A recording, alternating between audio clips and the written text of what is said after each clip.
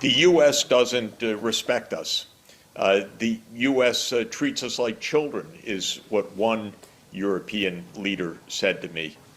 My view was that Europe needs to have its self-respect, and it needs to say to the United States, we don't just blindly follow all your mistakes.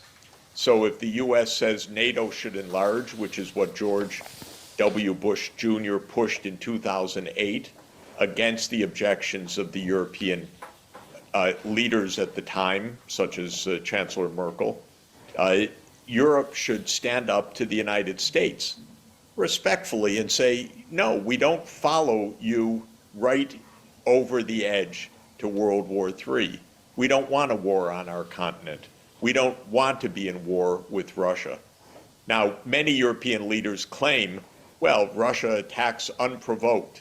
But this is absolutely false.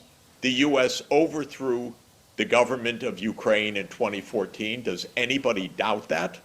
It's caught on tape of the U.S. Assistant Secretary of State and the U.S. Ambassador planning the government after Yanukovych. It's on tape. Just listen to it.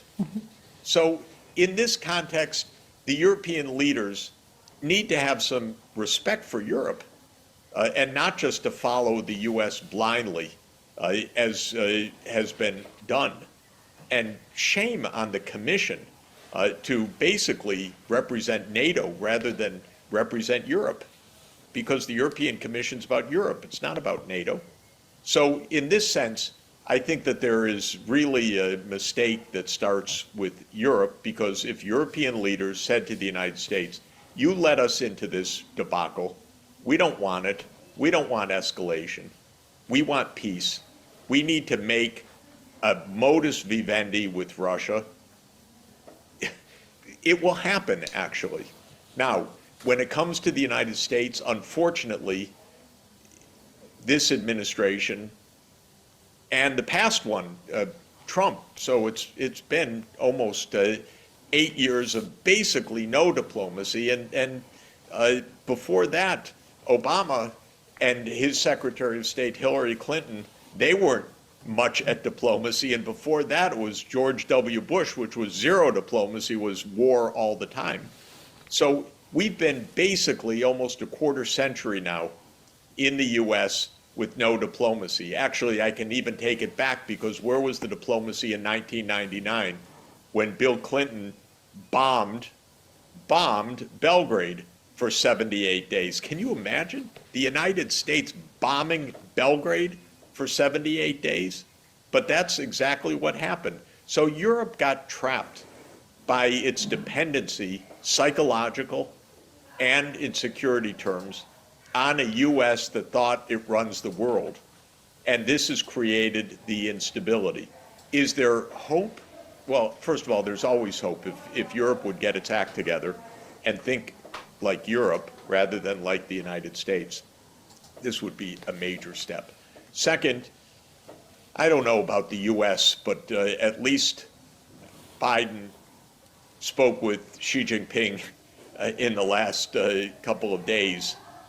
At least they spoke. Biden has not spoken with Putin. Not once, as far as we know, since 2022, since the start of 2022. That's a shame. How could we have a world so dangerous and the two leaders aren't even talking to each other? So that's a disgrace. Of course, I don't think Biden's in very good shape. I hope that the Democrats run somebody else, although it's getting very, very late. You know, we shouldn't have an 81-year-old president who's not all with it, as far as I can see, claiming another term. That's a lot of drift. That's very dangerous. So my view is we need a new candidate of the Democratic Party. But before then, we need Biden to pick up the phone or to press his button and make a Zoom with President Putin and say, you know, we've got to back off. The rhetoric is out of control. The talk of war by Europeans is out of control. I don't know what they're thinking. You have a Latvian president tweeting, Russia must be destroyed. Are you kidding? This is absolutely out of control. Where are the grown-ups in Europe?